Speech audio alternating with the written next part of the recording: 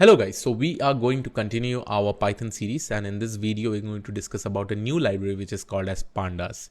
Again, we are into the data analysis with Python series section, and in our previous video we have discussed about NumPy, which is an amazing library where you can actually perform a lot of operations with using this. Along with that, in this video we are completely going to focus on Pandas. The first topic will be Pandas DataFrame and Series. So Pandas is also a very important library because it has a lot of data manipulation capabilities, right? So we will be discussing step by step. We'll be writing down the code in front of you. And again, I will discuss in such a way that we take multiple examples and we try to find out its capabilities, right? So here you can see that Pandas is a powerful data manipulation library in Python, widely used for data analysis and cleaning. It provides two primary data structures, series and data frame. We'll understand the difference between series and data frame. A series is one-dimensional array-like object, while a data frame is a two-dimensional, size mutable and potentially heterogeneous tabular data structure with labeled access. Okay. So the basic difference between series and data frame is a series is a one-dimensional like array object, like how we create a one-dimensional array in NumPy. We can also convert that particular NumPy array, which is one-dimensional, into a series, right? And data frame altogether, whenever we have a two-dimensional NumPy array, right, we can also convert that into data frames because data frame is also a two-dimensional, mutable and potentially heterogeneous, means it can have different elements over there. So let us go ahead and start. Now, before we go ahead and start, the first thing that you really need to do is that go to your requirement.txt and go ahead and install Pandas. Okay, so we need to have this library. Again, as I showed you, there are two ways. Either you can do it from here or you can just write pip install pandas, right? So right now, I will just try to show you from here. Let me just go ahead and open my terminal. Okay. Now inside this terminal, I'll go ahead and open my command prompt. My venv is in, make sure that your venv environment is activated. Now I'll just go ahead and write pip install -r requirement.txt. Okay. So here you can see that automatically my requirement.txt is going to install everything that is required, like pandas, numpy. So numpy is already done. Now the pandas installation is basically happening, so it is going to take time based on that. All the other libraries that is already installed, I don't have to do any changes for that, so it is going to take some amount of time with respect to the installation. And remember, now you can see the installation is done. That basically means I can actually use this particular pandas library from here. So just to check what I'm going to do, I'll just go ahead and write import pandas as pd. Okay, so now if I go ahead and execute it, so let's see. So here you can see perfectly my pandas library is basically working. Okay, as I said, the first topic that we are going to talk about is series. And what did we define as series? It is just like a pandas series is a one-dimensional. So here I have written the definition. A Pandas series is a one-dimensional array-like object that can hold any data type. It is similar to a column in a table, right? So let us go ahead and create this particular series, and then you'll be able to understand. So first of all, we will go ahead and import Pandas. And this time, whenever we are importing Pandas, I'm going to use the alias, which is called as pd. Okay, so that I don't have to write pandas dot like that. Let's say this is my data, and here I'm going to basically use 1 2 3 4 5. Okay, let me quickly go ahead and create a series. So it is nothing but pd dot series. Series is an inbuilt function, and here I can give my single dimension data over here, and automatically I'll be able to get the series itself. Now if I go ahead and print this series, so here you'll be able to see series /n. Okay, and here is nothing but my series. So here you can see this is how a series look like. All the elements 1 2 3 4 5, these are the default indexes. Okay, so don't worry about this 0 1 2 3 4 5. This is the index with respect to the series, but you can just imagine like this is one column, one single column, and that is what series is all about. Okay, so this is one way of creating series just from a list. The other way that I am actually going to show you is from dictionary. So let's go ahead and create a series from dictionary elements. Okay, so for this, what I'm actually going to do, and why I'm saying this is a series, if I go ahead and print type of series.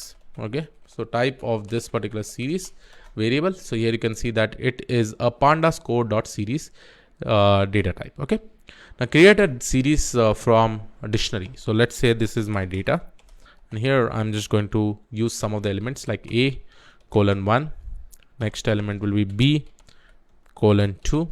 The third element will be C colon 3.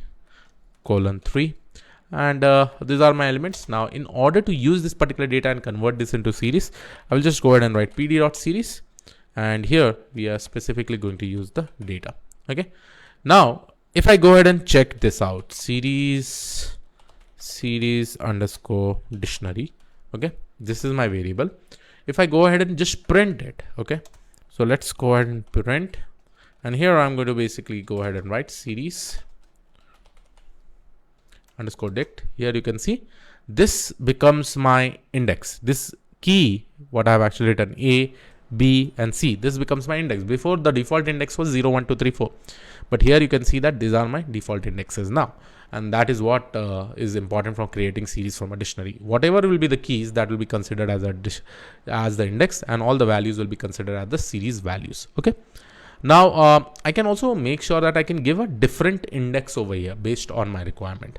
So for that, what I will do, let's say this is my data. So let's say I will go ahead and write 10, 20, 30. Now, why Pandas series and all this will be required? See, whenever we try to open an Excel file, right, there you'll be finding a lot of rows, columns, different data will be there.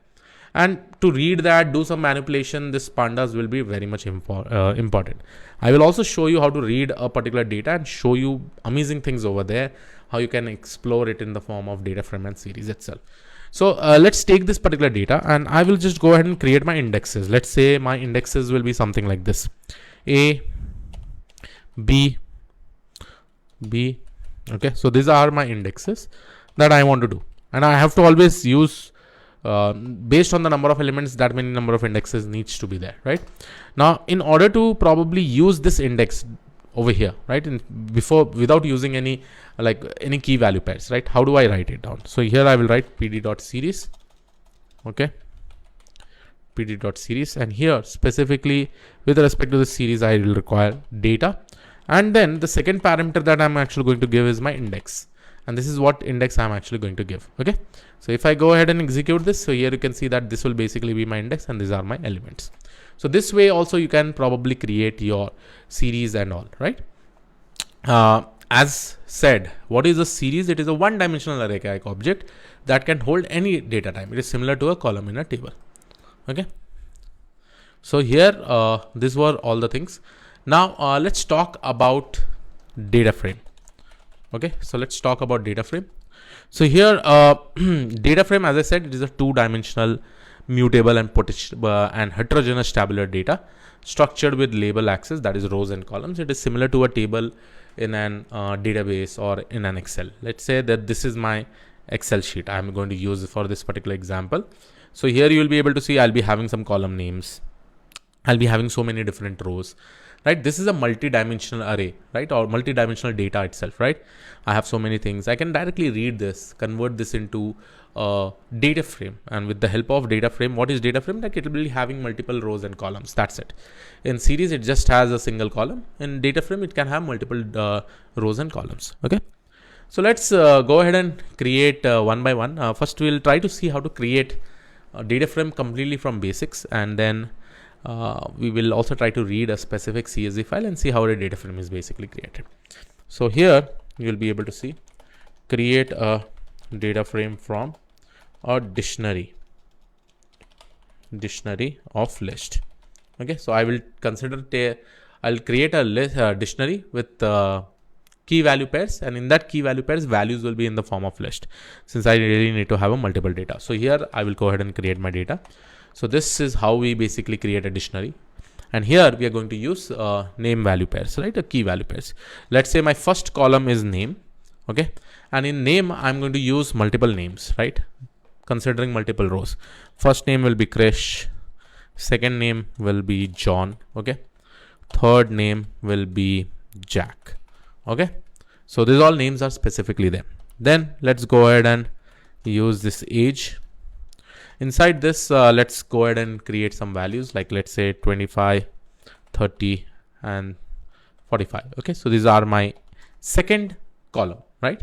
since I'm making sure that I have 3 records, so all the fields, all the column names that I'm specifically giving is also having 3 different values. Let's say city I'm going to use over here. City will be, let's say over here I go ahead and write Bangalore. Okay. Let's say here I'm going to write New York. Okay. And the third one, let's say I'm going to basically write Chicago or Texas, anything. Okay. Texas. So this, okay, this is a city, this is a state, right? So let's say I will go ahead and write Florida. Okay, so these are some of the elements that I've actually written. But in short, what is this? It has basically 3 columns and it has so many rows, right? This is my first row, this is my second row, right? Not first row, sorry. First row has the elements Krish, second row has the element John, Jack. Krish age is 25, he lives in the city of Bangalore. Similarly, John name is over here, his age is 30 and he lives in New York. Similarly, Jack is over here, his age is 45 and he lives in Florida. Okay, so all those specific elements is basically present. Now what I'm actually going to do, I'm going to basically go ahead and write pd.dataframe, and this will basically get created. How to create a data frame? I'll use this entire data and basically create it, right? So if I go ahead and print now, you'll be able to see that I will be having rows and columns, right? So this will be my df. Okay, now let me just go ahead and print type of dfs. Okay, so df and so this is my df, this is my 0th index. You can see 3 columns: name, age and city. I have Krish 25 Bangalore, John 30 New York, Jack 45 Florida. Like this is just like how we have the data in the Excel sheet, right? And clearly you can probably see with respect to this. Okay, and if I'm going to write type of df, I can actually see that all this information is there. Now see guys, it's not like I always have to keep it in the form of data frame. I can also use numpy and I can convert this into np.array. Okay, so if I go ahead and write np.array with respect to df, I'll be able to get this array. Okay, there it'll just skip this index and it'll just skip this column names. Like this also you can basically do. Okay, so this was one example, like how you can actually use a dictionary. From a list of dictionary you can specifically create, or from a list of right? Nested list also is there. This list is basically inside a dictionary. You can also see that. Okay. Now what I'll do, I will create a data frame from a list of dictionaries. Create a data frame from a list of dictionaries.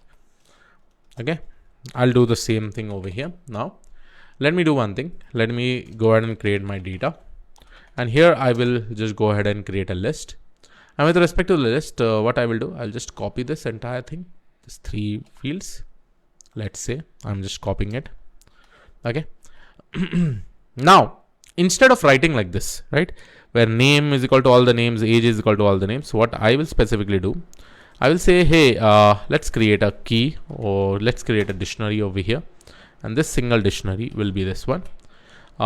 First of all, I'll just going to use name is equal to Krish, right? So name colon Krish. The second field that I will probably go ahead with is nothing but age. So age is colon with 32. Okay, and the third column that I'm specifically going to use is nothing but city. Okay, and city I am just using it as colon Bangalore. Okay, Bangalore, and here I will be using this. Okay, so this becomes my 1 row data.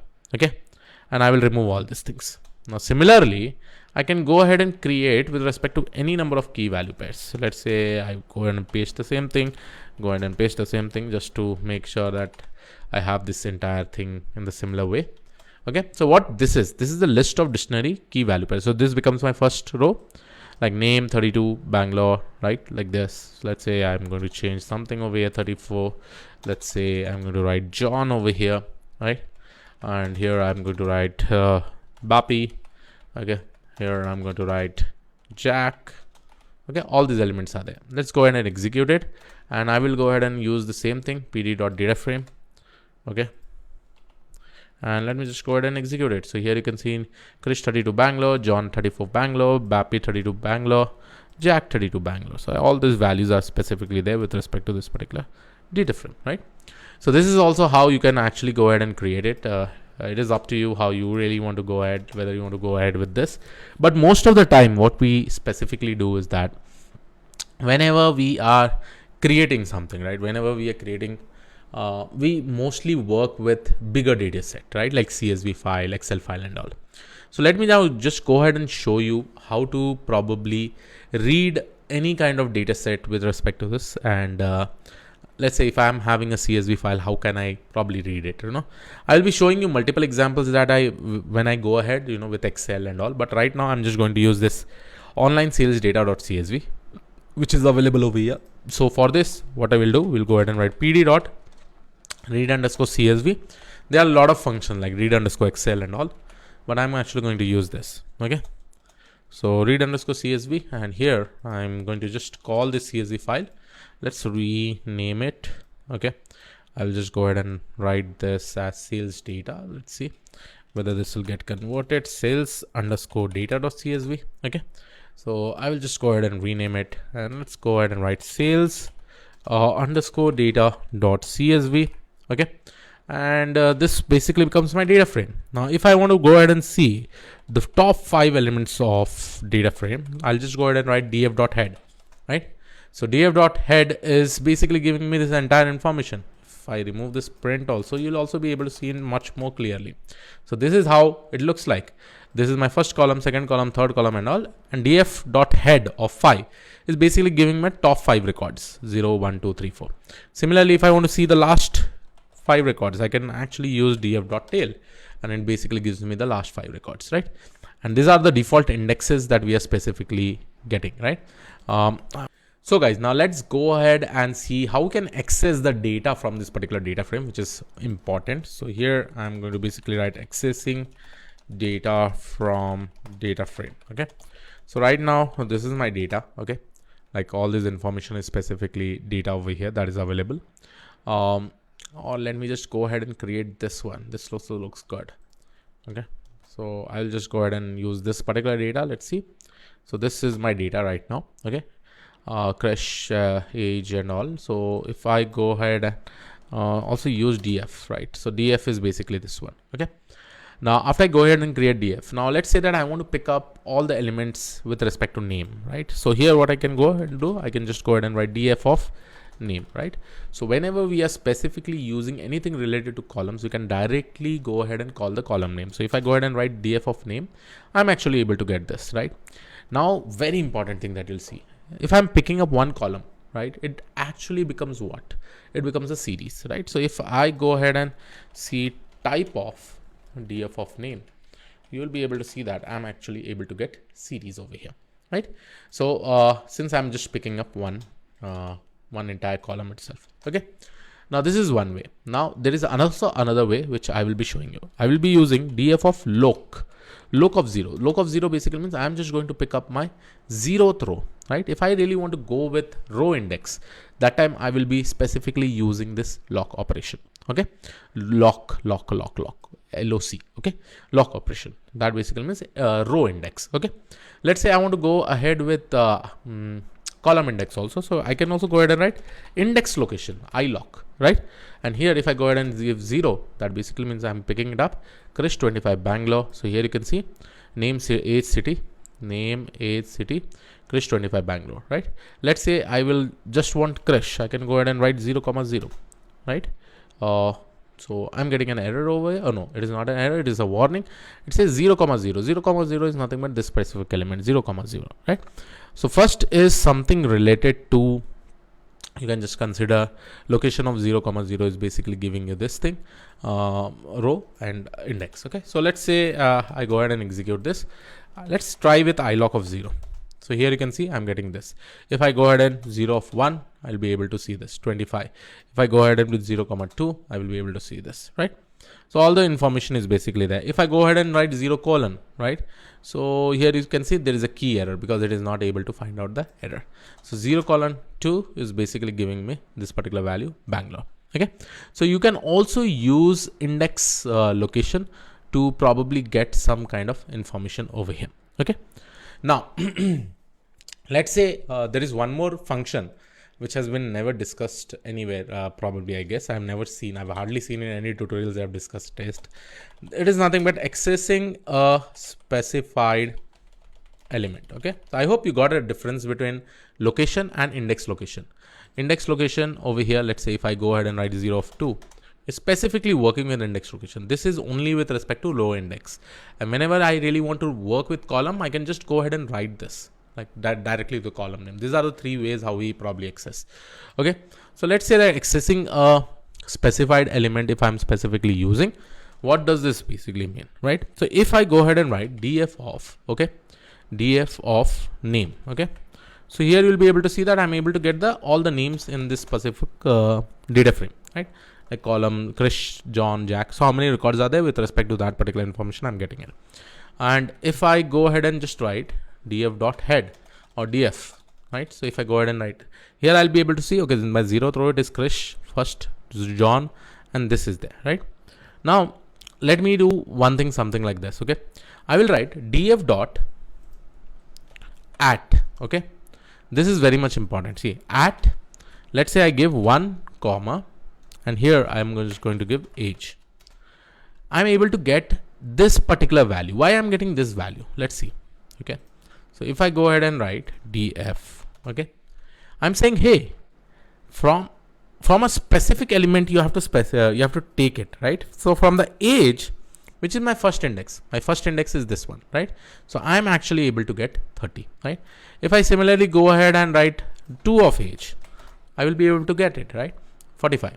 If I go ahead and write df of at, and let's say instead of 2, I will just go ahead and write name. So I want the second index name, so it will be nothing but Jack, right? So this is also very amazing at search. There is also something called as IAT, okay? So I will go ahead and write accessing a specified element, okay, using IAT, okay. Now what is this IAT? So here you can actually give your row index and column index. Let's say if I go ahead and write df of 2 comma 2, okay, that basically means let's see what is the error. So here, okay, I did not write IAT operation of 2 comma 2. So here you will be able to see second element. Second element is nothing but 0 1 2, okay, and 0 1 2. Column wise, this is my second index. So I want to pick up Florida. So I am able to get Florida over here, right? So IAT, here you are basically giving your both row index and your column index. So I hope you are able to understand all these things in an amazing way. Now, let me do one thing, okay? So right now, this is my df, okay? Now let's perform some data manipulation with data frames. This will basically give you an idea, okay? What are data manipulation with data frames? Data manipulation with data frames, okay? Now what I'm actually going to do, okay, so you know this is my df, okay? Now what I'm actually going to do, I will be adding a new column, okay? And let's say how to add a new column. I want to add a new column which is called as salary, okay? So let's say how do I do it? So I will go ahead and write df of my salary name column, okay? So here you can see salary column, okay, which will be equal to the salary that I'm probably planning to add over here, right? df of salary, okay? And then what I will do is that I will just go ahead and use the specific list. Let's say I will go ahead and write 50,000, 60,000 and 70,000, okay? So this basically becomes an salary. So if I go ahead and print the df, now here you can see a new salary is basically added. So with the help of this, I am adding a column, right, over here. Perfect. So this is great. Let's say I want to remove a column. Okay. So what I can do, I can write df.drop, and here I'm going to basically say salary. Okay. Now when I'm doing df.drop, I'll get, see, if I execute this, I will get an error. Salary not found in the access. Okay. But you can see over here, salary is basically present. Now what does this access mean? Access has two values. Okay. One is the row value. It will probably go ahead and check with respect to row index. First of all, it is checking row index. It is not even going to the column index, because by default, your access value will be 0. Okay. So if I am executing, it is basically checking by default in the row index, and row index does not have a name like salary. So if you want to make this entire code check the column index like name, age, salary, city, salary, you have to convert this into access is equal to 1. Okay. So if I go ahead and execute this, here you'll be able to see that I am not having this salary column. But still, if I go ahead and again check df, again that salary column came. What has happened? Even though I dropped it, but still in my df, after some time, when like if I go ahead and execute it again, salary is coming. So this is very much important when this drop is basically happening, right? With access equal to 1. It is not a permanent operation, right? It is just a temporary operation, or it does not even save the state of the data frame. So in order to make it save it, you have another parameter which is called as in place is equal to true. Okay. Or in place is equal to true. So once you do in place is equal to true, then what it is going to do, whatever drop operation you are doing, it is going to do it permanently. So if I go ahead and execute it, and if I go ahead and see df, here you can see now I do not have that specific column. Okay. And this is how you remove a column. Okay. Remove a column. Now let's say that I want to do some kind of operation where I will add age to the column. Let's say after 1 year, what happens? Everybody's age increases by 1. So here I'm going to write df of age, okay, plus 1, right? And this is basically going to get applied to all the values inside the age, and this should be replaced in df of age itself. Okay. So now what will happen is that initially I had 25, 30, 45. Now the age is going to be 26, 31 and 45. So if I go ahead and display it now, so here you can see 26, 31 and 46, right? 26, 31 and 46. So it has got incremented by 1. Okay. Now you can add any number of rows as you like, or any number of changes or any manipulation that you specifically want to do. Okay. And this is how you will be able to do it. Let's say I want to go ahead and drop based on row. So what I will do, I will just go ahead and write df of drop, and I can also give my index. So if I go ahead and write like this, again, this is again not a permanent operation, because if I go ahead and see df, I'll again back it. So in order to make it permanent, I will just go ahead and write in place is equal to true. Okay. Now if I go ahead and execute it, I just have 2 records, that is John and Jack. Okay. This was mostly about how you can probably read, how you can probably do things, and some of the information regarding data frame and series. But as we go ahead, we'll be discussing more about manipulation. Now let me do one thing. Let me show you again with respect to some of the things that you really need to know about data frames. I can also say it as attributes, which will be important, right? So if I go ahead and write df.head of 5, I'm going to get the first 5 elements. Along with this, I'm just going to copy and paste some more additional things that you can do. You can see the data types. You can, if you go ahead and write df.describe, you'll basically get the statistical summary. Okay. So let's do one thing. Let's remove this and let's see the statistical summary. df.describe. Or if you don't want to see like that, I will go ahead and write df.describe. If I go ahead and write it, here you can see these are some statistical analysis, like count how many number of records are there, mean, what is the mean of transaction ID, which is not important, but mean of units sold is important, mean of unit price is important, total revenue, standard deviation also you can probably see over here, minimum, maximum values, 25 percentiles, 50 percentile, 75 percentile, max, all those values you'll be able to see with the help of df.describe. Okay. Now, what I'm actually going to specifically do over here is that let's use one code. Okay. So what I'll do, I will just say, hey, do one thing. Okay. Based on this unit price. Okay. Based on this unit price, or let me just show you that in the next session, because I'm going to probably do some more operations over here and perform some data manipulation. In this video, I wanted to cover about data frames and series, get a basic hands-on. And now in the next video, we'll talk more about the manipulation. So I hope you like this particular video. This was it from my side. I will see you in the next video. Thank you.